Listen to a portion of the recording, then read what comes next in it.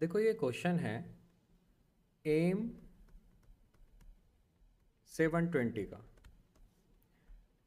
जो आकाश में जो टेस्ट सीरीज चलती है एम 720 का क्वेश्चन है। थोड़ा सा ट्रिकी क्वेश्चन है, थोड़ा सा डिफिकल्ट क्वेश्चन है। कहता है कि with reference to the vertebral column and ribs in a healthy human consider the following statement.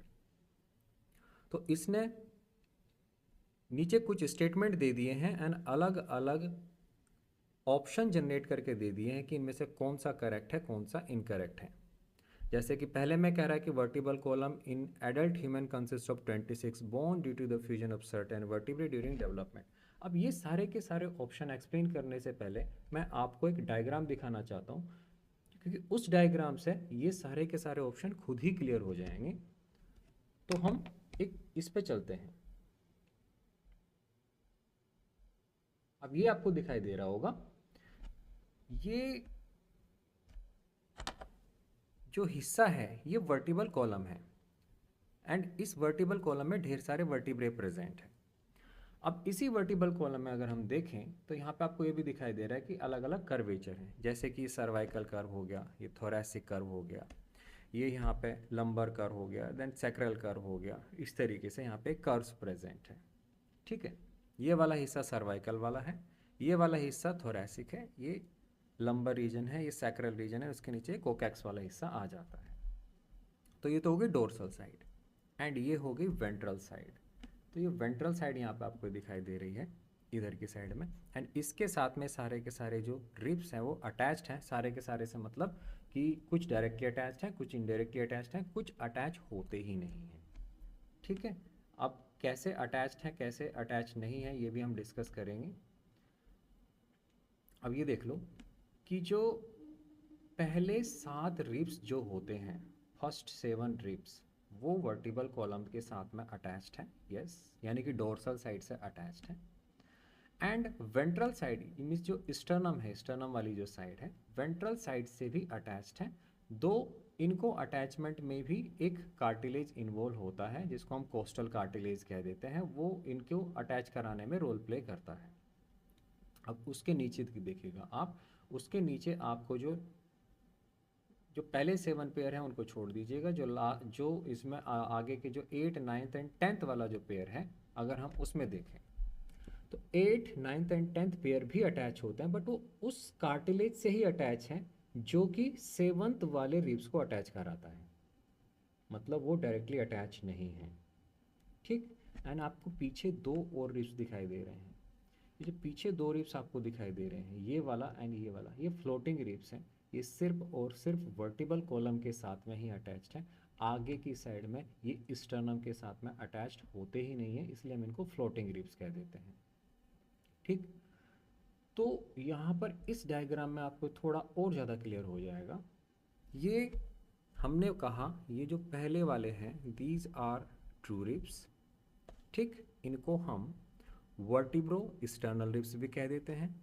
इसके बाद में जो 3 वाले हैं इनको हमने कहा फॉल्स रिब्स, जिनको हम वर्टिब्रो कॉन्डल रिब्स भी कह देते हैं।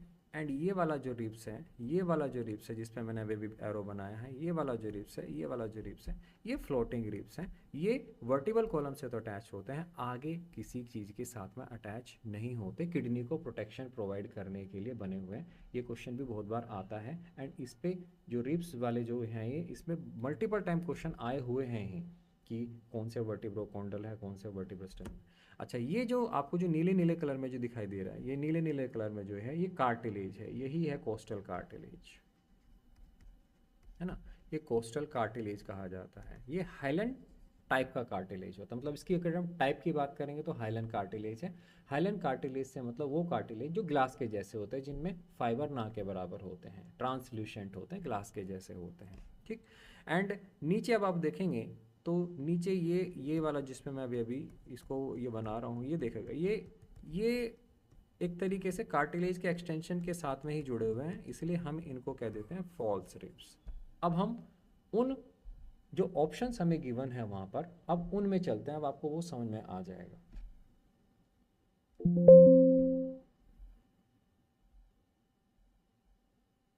हाँ, उसमें जाने से पहले ये आपको मैंने वर्टिबल कॉलम के जो थे, वर्टिबल कॉलम अगर हम देखें तो इसमें मैंने आपको कर्वेचर बता भी दिए थे, इनमें से कुछ प्राइमरी होते हैं, कुछ सेकेंडरी होते हैं। चलो वो हम किसी दूसरे क्वेश्चन में डिस्कस करेंगे, पहले अपने इस क्वेश्चन पे आ जाते हैं। अब देखो यहाँ पे पहला कह रहा है, ये जो स्टेटमेंट है, the vertebral column in adult human consist of 26 bones, 26 bones होते हैं due to fusion of certain vertebrae during development. अब होता क्या है, हमारा जो वर्टिबल फॉर्मूला है उसमें हम ये कहते हैं कि सर्वाइकल रीजन में 7 है, थोरैसिक रीजन में 12 है, लंबर रीजन में 5 है, जो सैक्रल रीजन है उसमें 5 है, एंड जो कोकेक्स रीजन है उसमें 4 है। लेकिन ये तब है जब फीटल स्टेज चलती है, बाद में ये फ्यूज हो जाएंगे, ये एक बना देगा, ये भी एक बना देगा, तो टोटल हो गए 26, है ना। तो adult, the vertebral column in adult human consist of 26 bone due to fusion of certain vertebrae during development. ये स्टेटमेंट बिल्कुल सही दिया गया है यहाँ पे, क्योंकि जो सैक्रल रीजन के जो बोन्स हैं एंड जो कोकेक्स रीजन के बोन्स हैं, जो कि पहले 5 एंड 4 थे, वो फ्यूज होकर अब एक एक हो गए हैं। दूसरा स्टेटमेंट में कह रहा है कि the thoracic vertebrae possess coastal facet for articulation with ribs and the bodies of these vertebrae have two articulation surface on its dorsal and is called bicephalic। देखो ये जो bicephalic, बाई का मतलब होता है टू, सिफेलिक का मतलब होता है हेड, जो ये बाइसेफेलिक वर्ड है ये हम रिब्स के लिए इस्तेमाल करते हैं, ये हम जो वर्टिब्रे हैं उसके लिए इस्तेमाल नहीं करते। तो होता इस तरीके से है कि जो रिब्स होते हैं, जो रिब्स होते हैं सारे के सारे रिब्स में ऐसे इस तरीके से एंड में जा कर के दो हेड होते हैं, दो हेड होते हैं, तभी जा कर के वो जो वर्टिबल कॉलम है उसके साथ में जुड़ेगा। ये वर्टिबल कॉलम हो गया, एंड ये जो रिब्स के जो हैं ये हेड हो गए, इसलिए हम इसको कह रहे हैं बाइसिफेलिक, इसलिए हम इसको बाइसिफेलिक का नाम दे देते हैं। तो ये जो आपने स्टेटमेंट देखा कि the thoracic vertebrae possess coastal facet for articulation with ribs, ठीक है, ये वाला the two articulation surface on dorsal and, ये बाइसेफेलिक इसके लिए इस्तेमाल में नहीं आता, तो ये स्टेटमेंट हो गया गलत।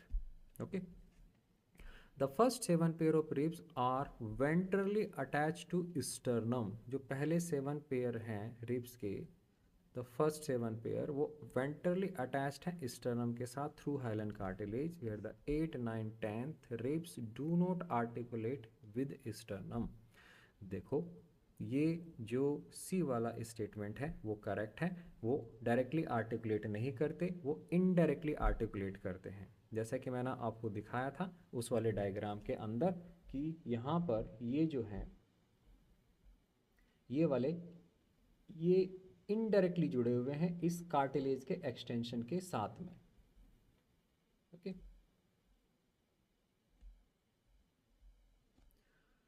तो ये वाला स्टेटमेंट भी सही हो गया। फिर कह रहा है कि the floating ribs lack both anterior attachment, anterior का मतलब होता है आगे की साइड वाला, यानी कि आप एंटीरियर रेफर कर रहे हैं तो आप उसको वेंटर भी रेफर कर सकते हैं, एंड जो पोस्टीरियर है वो पीछे की साइड को हम बोल रहे हैं। तो the floating ribs lack both anterior attachment to sternum and posterior articulation with vertebral column. देखो ऐसा तो नहीं है, यहाँ पर जो फ्लोटिंग रिब्स हैं वो पोस्टीरियर साइड पे यानी कि पीछे की साइड पे तो जुड़े हुए हैं, लेकिन आगे की साइड से नहीं जुड़े हुए, तो ये स्टेटमेंट जो है ये भी फॉल्स हो जाता है,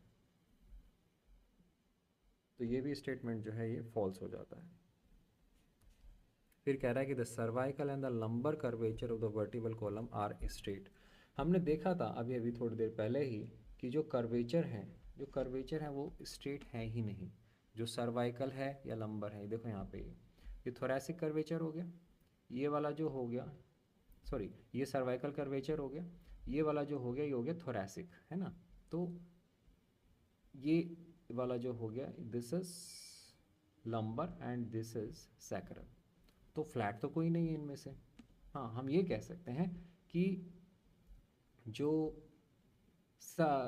सर्वाइकल कर्वेचर है वो एंटीरियर साइड पे यानी कि आगे की साइड पे है, वो आगे की साइड मतलब ये वाली साइड हम आगे की साइड मानेंगे, ये वाली साइड हम पीछे की साइड मानेंगे, तो this is anterior, this is posterior अगर हम बात करते हैं, या this is anterior, this is posterior.